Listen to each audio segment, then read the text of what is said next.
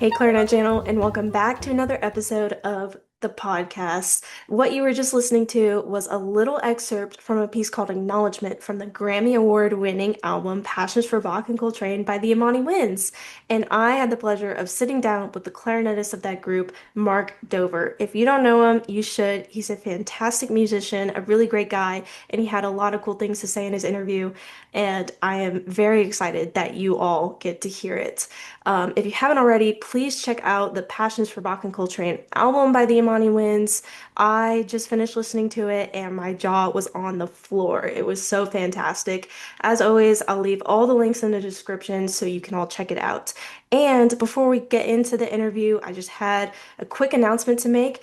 As I was editing this interview, I realized that this episode will air on the 1 year anniversary of the first interview of this podcast.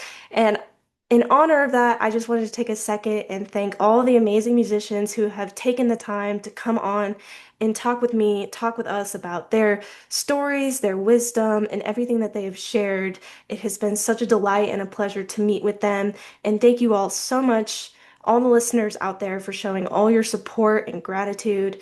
I have really, really appreciated it. And I've had such a great time making this podcast, and just hopefully more great interviews to come in the future. If you haven't already, please check out the podcast Instagram at the Clarinet Channel. I will be posting a lot of announcements about future interviews on there. And you can also now stream this podcast on Apple Music, my website, emilyjohnson.com, and you can find the video version on my YouTube channel. As always, I'll have everything down below in the description. And so, without further ado, let's get into this interview. Well, Clarinet Channel, are we in for a treat today? Sitting with me is Mark Dover, clarinetist of the Imani Winds. Mark, thank you so much for taking the time to come on the podcast today. Thanks for having me, Emily. Yeah, of course. It's such an honor to have you, and I'm so excited to learn more about your career. Awesome. Let's Yeah, chat. so let's start more towards the beginning of your career. Do you remember a moment when you first realized that music or clarinet was a passion for you? What made you want to pursue it professionally? Yeah, I was I don't come from a musical family, but my mom was an actress. Um, like before she had me, she went to school for theater and she worked as a professional actress and taught theater. So just the arts in general were important to my family. So when I was 8 or so, I started playing piano. Started taking piano lessons. Before that, I was like writing songs and stuff on the piano, but I didn't know how to play. So I took some lessons when I was 8, and I wasn't really serious about it, and I never wanted to practice. My parents would sit me down with like an egg timer, it's the old-fashioned timer, and say, "Okay, practice for 30 minutes." And I never wanted to do it. But I eventually kind of quit the piano lessons. But then in 5th grade, I'm from Ann Arbor, Michigan, which is a great town for music, for public school music programs. And in Ann Arbor, 5th grade, you have to choose an instrument, and there's also free instruments for everyone who needs them. So I just kind of chose the clarinet pretty randomly. And my parents were like, well, we're not going to push this because he's doing it in school, and he didn't show a lot of interest in the piano. But there's something about that like actually like made me gravitate towards it because it wasn't being pushed on me, and I was like a musical person. um I liked music, and my friends were all doing it. So I started to get more and more serious, and then in Michigan we have these great music camps. We have Interlochen, which is the one that everyone knows, where I eventually did my senior year of high school there. But they also have this camp called Blue Lake, and Blue Lake is kind of like the camp that everyone goes to when they're in middle school if they're at all like kind of interested in band. And or a lot of people go there. So that was where I first started to feel like sixth, seventh, 8th grade. I was like, wow, this is something that I'm passionate about and something I'm pretty good at. But not like I wasn't, you know, like miles above anyone else. I just was fairly good at it and I liked it. And then by the time I got to be 14 and 15, My summer after my freshman year, I went to Interlaken, which is an 8 week camp. And that was the summer where it all kind of like, I was just totally immersed in it. Um, and that's when I really started to fall in love with music and with the clarinet. So I would say right around that age, freshman year of high school, when I really saw what music could do for me, and the feeling that I was getting from performing, it was kind of like, uh, you know, no looking back. Yeah, I love that. I love hearing how everybody started on the clarinet and just that moment when you feel like, wow, this is something I really want to do and this is something I'm passionate about. Were there any pivotal mentors or teachers who shaped your sound or approach to music? Yeah, I had a whole bunch of them, but kind of like just the the the the first few chronologically. My first ever clarinet teacher was this guy Barnaby Palmer, who he lives in. He's a conductor now, and he conducts an orchestra in China. But he was a graduate student at the University of Michigan, and he was my first clarinet teacher. And he studied with a woman named Deb Hodaki, who would become my professor at Interlochen in the summers, and then also at University of Michigan during my undergrad. Um, but so Barnaby, and then Barnaby ended up like leaving to go pursue other stuff, and then I started studying with this guy Jay DeVries, and Jay is like he's like kind of the clarinet teacher in Ann Arbor. He was amazing, and he became like a really close mentor to me, and we're very good friends to this day. And I really owe so much to him because he really kind of like, he was a great player as well, and he played under Bernstein at Tanglewood, as a fellow, and had this great career freelancing, and I learned so much about like classical music from him, and just his approach to the clarinet had this kind of like old school traditional approach, which I really, really uh, learned a lot about through him. And then Deb Hodaki, who was my teacher at Michigan, who's like kind of like, almost like a second mom to me at this point. Just unbelievable teacher. She studied with Marcellus and Stanley Hasty, and just a phenomenal player as well. So she was, and then grad school, David Krakauer, that was my teacher at Manhattan School of Music.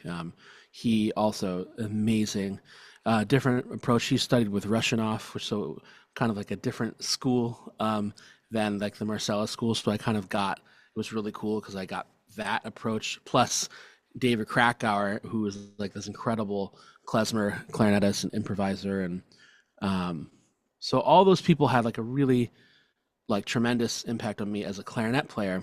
And then there was also this whole other like thing coming from the jazz world and improvised music world, and there are a bunch of other people who were important in my development that way too. So too many people to mention, but yeah, a lot Yeah. of yeah. Yeah, it sounds like you've had a really broad range of teachers.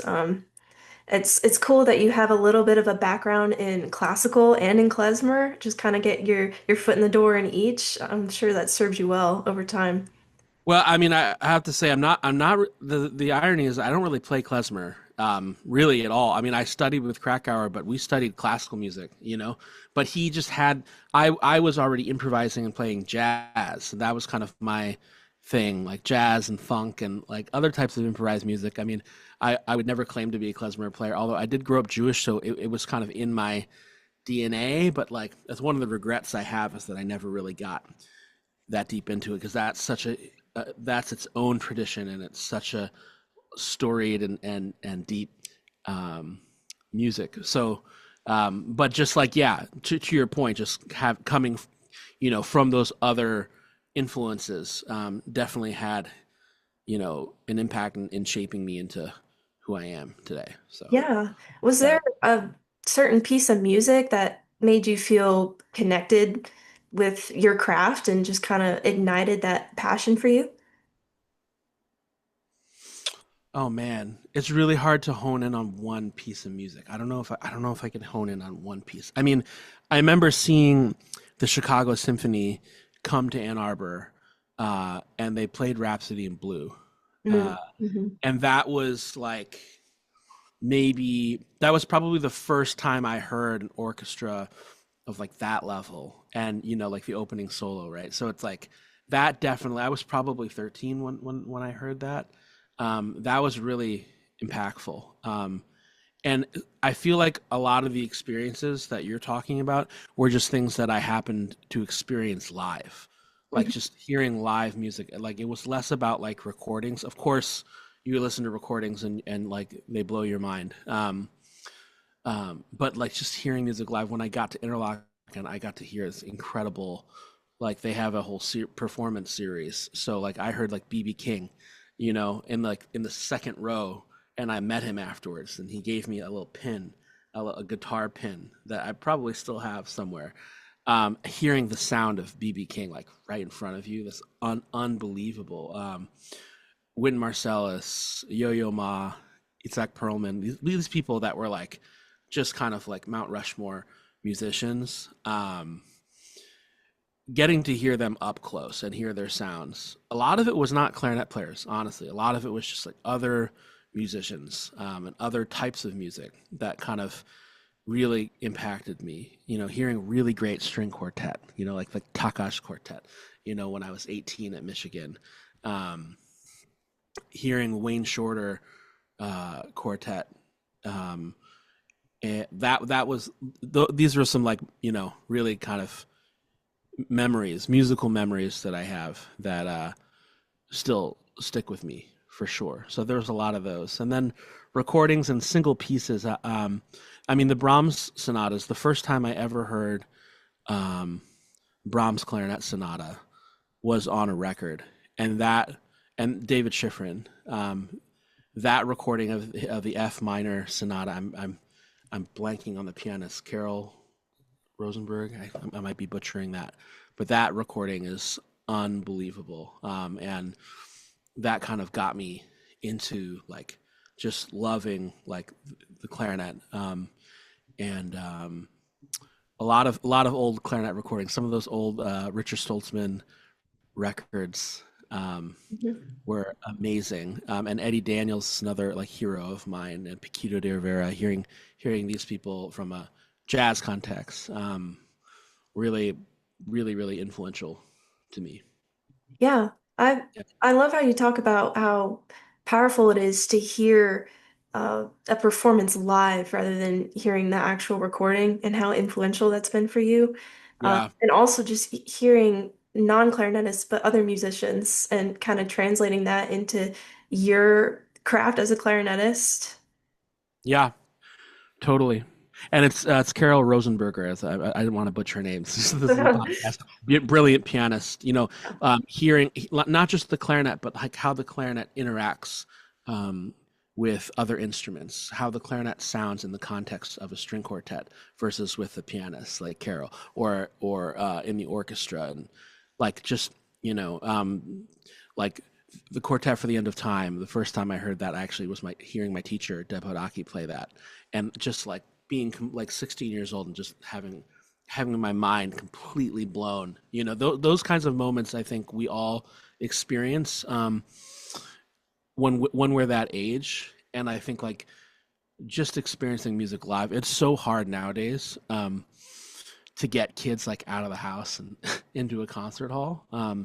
But there's no substitute for that. I think I really believe that. It's just like going to see live music, and clarinet players, but also other other instruments and different singers and different styles. That's like what really impacted me. And then going home and being like, I got to check out this music more, and like doing that deep dive. And I grew up in the days of, I don't know if you know about like Napster or like Kazaa or LimeWire, these old, it's like way pre streaming.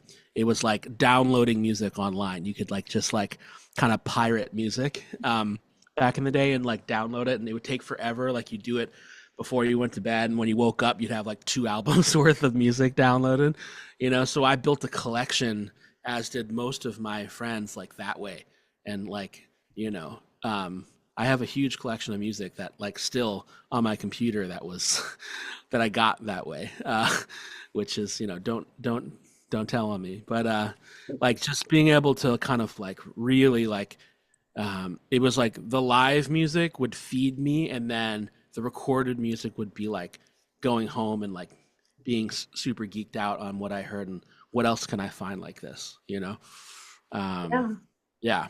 Yeah, So I've that was, definitely had a couple lessons before where I'm working on a certain style or technique or tone of playing, and my teacher would recommend just like, oh, go home and like listen to this singer or listen to Mhm. this guitar player, this violin player, listen to their technique. And it always kind of Yeah, surprised me. I'm just like, oh, but they're not a clarinetist. But then in actually going home and studying what they do and their sound, it yeah, has such an impact. totally. Yeah, Yeah. yeah. So we've talked a little bit about beginning of your career, how you fell in love with the clarinet. Was there a specific challenge or hump you had to get over in becoming a professional clarinetist? Um, yeah. I mean, yeah. The whole thing is a hump. Like everything was a hump from the very beginning, because it's really like it's just not an easy life to embark on. I mean, it was totally worth it for me, and I feel like everything that I put into it, like I'm reaping all of the rewards from that. But yeah, it was a lot of years. I mean, we could talk about like just we've talked a lot about my high school and like that kind of thing. That was a challenge because I wasn't like some prodigy or anything. I feel like I had a X amount of talent. I don't know how much. Um, but like I really, really had to shed a lot, to get to the up the rung. Like I mean, I had gotten to the point, my in high school in Ann Arbor, where I was like the first chair of my band, as we all were. Anyone who's going to music school was probably like first chair or close to it in their band, right? So it's like the big fish in the small pond kind of thing. But then like I went to Interlochen for my senior year, which is a boarding school, and like when I got there, it was like, whoa. I was like one of the lowest on the ladder. And we had all these students coming from Uzbekistan and Turkmenistan and Macedonia and China, who were just like unbelievable clarinet players to this day, have great careers. So I had to go through being like the best kid around in town to being like really humbled, really fast, and kind of reckoning with that. So that was a challenge, and that was always like that challenge of trying to like just it's hard not to compare yourself to others and like stay positive. But I think that's a story that most of us can relate to in some way, whether it was Interlochen or once you get to UGA and you hear I remember the great clarinet players I heard when I was there a few years ago. It's a great school. You've got a great professor there. So it's like we all have that problem. I think maybe the uniqueness of my hurdle was that I was passionate about all these other styles of music. And also I was playing the saxophone a lot during my high school, like sophomore, junior, senior, a little bit, and then when I got to Michigan, I still wanted to play jazz. I still wanted to learn more about that because I felt like as a classical player, I had reached like a certain level, and the jazz, like my passion was through the roof, but my ability and my understanding of like harmony and of the music, and like how to swing and how to play with good time and how to play with a jazz sound, that was like a lot lower. So, and I still think that it's low, like it's never really going to catch up.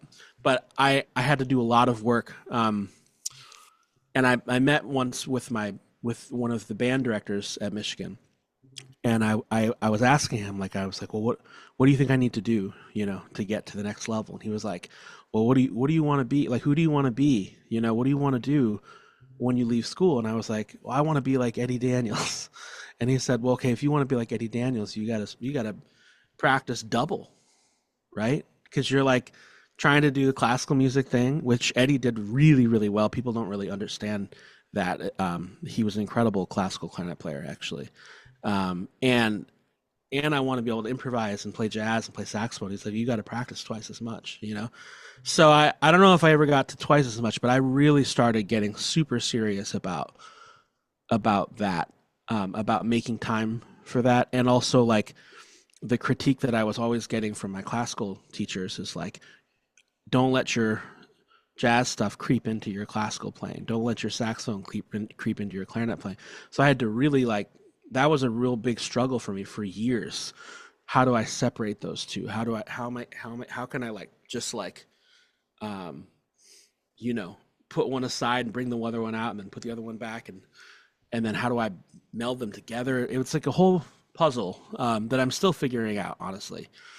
Um, so that's probably been my biggest struggle is like, you know, it's not a matter of proving myself. Like I think when I was young, I wanted to prove myself, but these days it's been like more of like, how do I do all the things that I want to do and make time for them and not um, negate or neglect, sorry, one of them too much. And the problem is that there's just not really enough hours in the day. Yeah. That's what I found. And almost no one has really kind of like figured that out, other than maybe Eddie and like Wynton Marsalis, people like that. Um, you know, but it's really hard. So that's kind of like the hurdle that you're asking about. You know, that's kind of the same. I still have the same problem. It's just now I'm able to like make a living. So that's great. But that's also still like there was a whole bunch of years from like 21 or so to 28 where I was really struggling to make a living and make a career for myself and pay my bills and do all that. So that was also like a really big challenge that we face as musicians. And um, so yeah, there's not one thing, but a lot of different things. I like how you mentioned work-life balance in there because I think if there's one big lesson that I've learned in my entire career as a clarinetist is that I am at my peak playing potential when I have a good work-life balance. Like that's when my productivity flourishes. How were you able to find a good work-life balance with all that kind of stuff? I know it's different for every person, but how were you able to make that work in your career? Like now or back in the day. Both. Okay, well, it's really different now because I have a wife and a 6-year-old, Right. almost 7-year-old daughter. So it's a completely different thing now. I think everyone kind of knows that, but like it's it's really different when you have Mhm. people that are really counting on you, relying on you, in that way. It changes your priority structure. When I was like 18 to 27, when did I get married? 28. Yeah.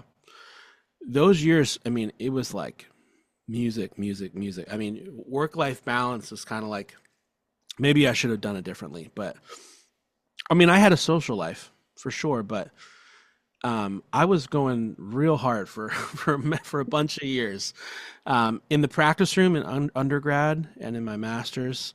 Like really, like I used to do an hour of just long tones before I did anything else. Like no scales, no etudes, just like long tones and like intervals, with a drone, like a Wow. So like a complete crazy person. how long would you practice for?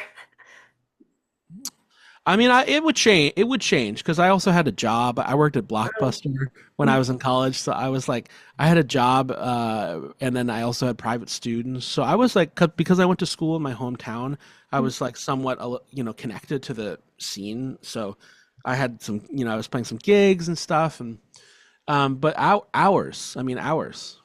Um, it wouldn't be weird to do, 5, 6 hours. Um, because I was trying to make time for everything too. It was like I was trying to be creative and writing a little bit of music too and just doing a lot. In addition to like taking like 18, 20 credits and working. And Wow. so yeah, I was the thing about college is, and in grad school too, it's like as busy as you are, it's like a bubble, like you're never gonna have more time than when you're that age. So that's what I always tell students. Just Mhm. like get it, get it, get it in now. Um, and so those years were really like intense with the practicing and the learning. Wasn't all just practicing; it was listening, and it was learning. I learned a lot from my friends, especially with the jazz stuff. My going to jam sessions and like playing with people that are way, way, way more advanced than I was, and like really like stepping in it and getting my butt kicked and like learning a lot from that, like working on like my time, and working on like really thinking about um, like different concepts on the clarinet and um, yeah, like learning the orchestral literature, like learning like the Beethoven symphonies and like marking up my parts with like cues and looking at scores and like all that stuff. Like it wasn't just like just clarinet in my mouth. And it was like a very like I was just really like studying music, really intently into my mid 20s. I finished my master's when I was like 25. And then it was like 3.5 years of freelancing in New York, where I was like, I would say like I had more work life balance because I was like, in New York, like in my mid 20s, single, totally broke, but like having a blast. And that was around the time where I met my now wife, who was a great singer, Lottie Creighton, Faye Lotta Creighton. And so we were like, just like kind of broke in New York but having a blast. But so the practicing kind of started to get a little bit more lax at that time. But then I was really like trying to network and trying to meet people and playing whatever gigs I could, playing like, I used to play this big band gig in Manhattan. It was $10, $10 gig with a pasta dinner. You know, I was playing in Central Park and the subways. I was like doing whatever I could to just try to like be in this scene and so like the work life balance kind of changed like from when I was in school, than being in New York. And now it's more like I still try to practice as much as I can. But it's like when I'm home, I tour a lot. I tour like I'm probably gone over a third of the year, sometimes closer to half the year. So it's like when I'm home, I'm really trying to be a dad. I'm actually in my this is my daughter's bedroom, which also doubles as my studio, as if you will. So like I'm trying to kind of be more of a homebody and just take her to school, take her to summer camp, and spend time with her and spend time with my wife and just um, be a dad. So the balance has kind of shifted. That's my priority more than anything else. And then me as a working musician and me as like uh, a player and a you know and arranger, composer, producer, all these other things. Uh, that's very very important. But like the balance has definitely shifted a bit for me. Mm. So. Yeah, I really appreciate you sharing that. I think one of the biggest questions that a lot of people my age are asking is, we get a lot of um, advice from our teachers and our mentors to for, oh, if you want to make it in clarinet, practice 4 to 6 hours a day, which obviously it requires about that much if you really want to be a professional. But also one of the biggest questions is well, how do I how do I make a living while also doing that? Like, how do I support myself? And so I I appreciate you sharing how you were able to do that, with the job at Blockbuster and teaching the private lessons and doing the freelancing.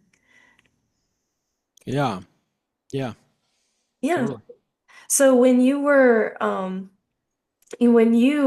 UGA and did that master class, I think somebody asked you the question, how did you get started with the Imani Winds? Hmm. And I remember being really fascinated by your story. Would you mind retelling it for the audience? Yeah, sure. Yeah, good memory. So 2015, so I finished my master's 2012. So that period, 2012 to 2015, that's where we're talking. I started the job in 2016, but I got the audition in 2015 in the fall. So that's the period where we're talking about where I was freelancing, kind of struggling, trying to figure things out. And then one day in 2015, I get an email inviting me, asking me like, would you like to audition for Imani Winds? And I was like, of course, I was a big fan of the group. I had seen them when I was an undergrad. They came to University of Michigan, and they came to Interlochen when I was a high school student. So I was already a fan. And so yeah, it started from there. What's interesting is that they found out about me because they found my music online. They were looking for clarinet players, and they were like literally just on Google and on Facebook, just searching like clarinet players, and they came across my stuff. I had like gone into the studio and recorded some of my own music and arrangements, and they found a video of me playing the Copland concerto with like a chamber orchestra. Um, so that's how they found me. And the reason I tell that story is because it's like, you know, it kind of shows, and this was 10 years ago. It shows how important like a role, like having a footprint online, how important that can be. Even though like social media has all kinds of there's all kinds of negative things that we could talk about, and we're all so like inundated and addicted, right, to our phones and stuff, and that's not good. But um, it clearly has its uses, right? Because if I hadn't had that music up there, if I had said, "Oh, I don't feel ready. I don't want to do. I don't want to invest in that," and they probably wouldn't have found me, frankly. So that's how they found out about me. And then they invited me, and I submitted a video round. It was like, you know, maybe uh, 6 or 7 excerpts, quintet excerpts, and some solo stuff. I think I played like Mozart, that kind of thing. And then I had a live round, and I went and played with them for like a whole like 2 hour long session. We read through like pretty much a whole program worth of wind quintet, and I had never really played much in wind quintet. I played a couple pieces in undergrad, um, so I wasn't really familiar with any of the rep. So that was a big like I really prepared a lot for that audition, and so that's how it happened. And then I got the gig, and now it'll be you know uh, it'll be 10 years coming up, I think. Yeah, crazy. And 10 you years. guys just won a Grammy, is that right? Yeah, in 2024. Yeah, You're it was. gonna have to educate me on this because I don't know that much about Grammys, but like how did that start? Did you have to like submit your album? Yeah, yeah. You submit. So there's this. It's called the Recording Academy, and it's just like it's similar to like the Academy for like motion pictures, right? Hmm. It's just an organization that or has a bunch of members, voting members, and the voting members vote on all these different categories.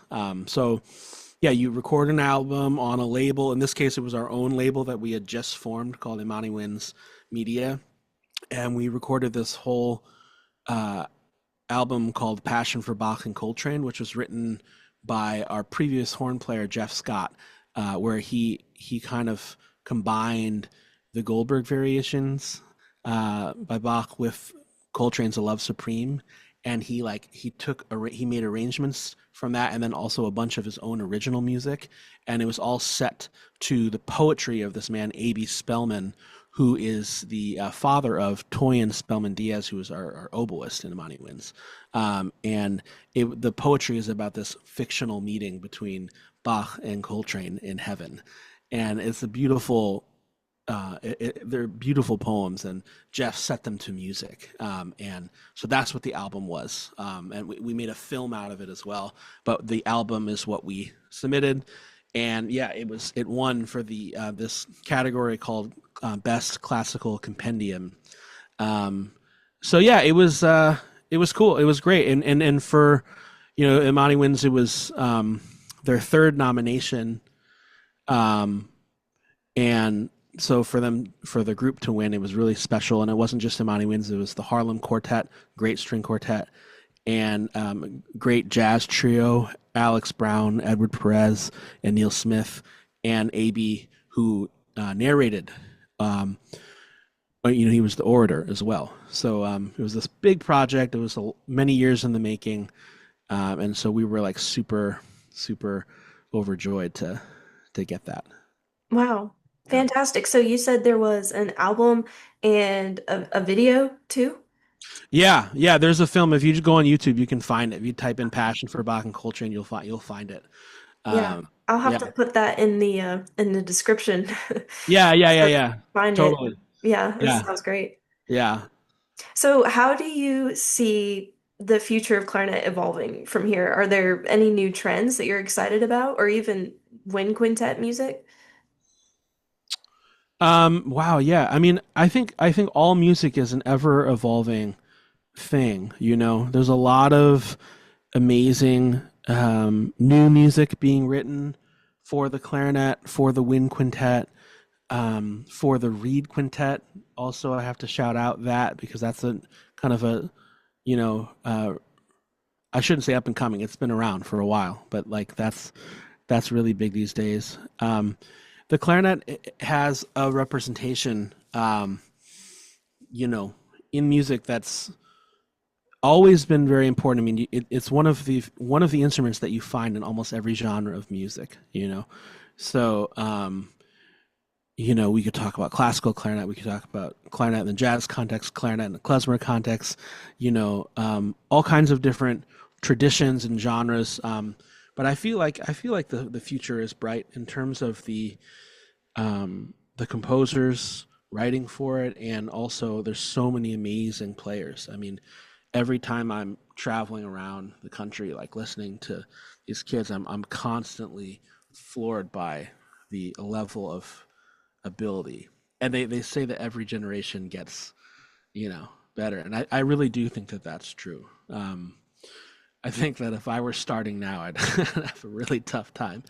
I mean, so yeah, I think I'm optimistic just purely for just the level of artistry and passion that people have for the clarinet. And I'm trying my best to kind of, um, you know, open doors for people when I can, and like just shout out people who I think are doing great work, and there's a lot of them. So Do you have a clarinetist, whether in the past or the present, that you admire a lot and have you learned a good bit from? yeah, man, you make it so hard to name one. It's like so. I can't You name. can I name really can't. multiple. I can't name one. I mean, I've already kind of shouted out a lot of my heroes. David Schifrin, um, incredible. Just Teacher at Yale, right? yes, Yeah. yeah, yeah. Legend. David Krakauer, Hmm. um, Paquito de Rivera, um, just absolute like titans. Eddie Daniels. These are people for me. And there's lots of others. Anthony McGill. Great, fantastic player. Ricardo Morales. Martin Fruce. These guys are like unbelievable artists and clarinetists. And all of them are great people too. That's the thing. It's like all of my favorite musicians um, really tend to be just great people. There's so many Sabine Meyer, Sharon Kam, like they're like Anat Cohen. There's so many great women as clarinet players, and just people of all different ilks. It's just too many to name. I couldn't just single one out. And there's like you gravitate towards specific things about them, like, oh, his sound, or oh, her legato, it's just you can't. I personally can never, and it's the same way with jazz and like all of the great saxophonists, the great trumpet players, great pianists. It's like I've never been able to nail down like one person or even like three people. Mm. So Yeah. yeah, I like how you mentioned Martin Frost because quick shout out for people living in the Atlanta area. He's coming to play with the Atlanta Symphony in February. Very nice. excited to go hear him play live. Uh, That's awesome. I believe he's playing Copeland, maybe Mozart. I'm gonna have to look at the program again, but yeah, Wow. very excited to hear Yeah, that. he's unbelievable. I saw him live at Carnegie. I saw him play Copeland, conducting and playing. Wow. Just like outstanding. Yeah. Yeah, that's part of his style, is it not? It's just kind of he gets on the podium and plays and conducts at the same Well, time. it's See him do it's in the that. it's in the style of like a lot of the great pianists. It's used Yeah. a lot of great pianists. They conduct Mozart concerti from the piano, and it's a whole thing. It's like a very Yeah. organic way of doing it. So yeah, yeah. Yeah. Very cool stuff. Hmm. So I just have one last question for you before we sign off. But if you could leave behind one piece of advice for aspiring musicians out there, what would it be? Um, okay, yeah. This is fairly controversial, but don't have a plan B. Hmm. I think um I grew up like my dad was like, you have to have a backup. Music is so hard. It's so hard to make a living. You got to have a backup. You got to be a band director. You got to do this or something. And I mean that works for some people, but in my experience, um, like as hard as music is, and I'm really talking about music performance. Like if you're going to school for a clarinet performance, okay, um, and you're talented and you work really hard, just go for it and follow that like voice in your head. um and don't worry about the other stuff. I know that like I come from a place of privilege saying that like I grew up middle class. I didn't have to worry about where I was going to sleep and how I struggled financially, but it was different because I knew that if I had to, I could go back and move in with my parents, and you know I'd be okay. So I guess I would like, this advice is kind of, if you're like me, if you're in that kind of um demographic, just go for it. Don't worry about not making it. Like, and the reason why I say this is because everyone that I know, pretty much everyone that majored in music in undergrad, even into grad school, everyone's doing okay. Like everyone's fine. I think there's this notion of like when you're right out of school, you're freaking out. Like, what am I going to do? I'm broke. I'm not, you know, I have no direction. I don't know what I'm going to do. As long as you're serious about what you're doing and you're doing the work, you're going to be okay. Now, that doesn't mean that you're going to be principal clarinet of a major orchestra, right? Or like the president's own or whatever it is. But as long as you're malleable, this concept of making it, if you're malleable in terms of what that means, you're you're gonna be okay. In other words, I don't know anyone who's just like destitute and just like, you know, just not surviving. Everyone figures out their own thing. Whether that means you're going to be playing full time in an ensemble, or whether that means you're going to be freelancing, or you're going to have a big studio of students, and you're going to freelance, or you're going to get a college job, or you're going to go back to school and get an ed degree, or you're going to go use the ed degree that you got because you double majored in ed and performance, or it means you're going to go to med school or law school, you know, in your 30s, which I have a lot of friends that have done, or you're going to do software, but you're still going to play, music's still going to be an important part of your life. Like no one is like really just, yeah, everyone figures it out, except people who have struggled with severe health problems, mental health problems, and substance abuse problems. That I have seen, and that's a whole other conversation. But everyone else is really doing it. So I think having that plan B can kind of make things too comfy and too like, you're not really stepping out and being vulnerable and taking the risks. And this is a risk taking endeavor. Being an artist, being a musician, it's important to take that risk and to kind of go out there and like, step in it and face your fears. I believe that that's what worked for me. So I can only speak to my experience, and I don't want to give bad advice, but that's what I tend to tell people. Yeah, I could kind of see how this advice of just, oh, don't have a plan B, don't make yourself too comfy, just kind of requires you to go all in, like Yeah. 100% on your dream. And that's what makes it happen. Yeah, I think so. I mean, I've given that advice all over the country for a long time now, so I hope it's the right advice. I really hope it is. I love it. That's great. Yeah. Yeah. Yes. So do you have anything else you'd like to add or say before we sign off? I think we covered a lot of bases. I think it's been a great chat. So thank you so much, Emily, for having me. Of course. Yeah. Thank you so much for coming on. Yeah, awesome.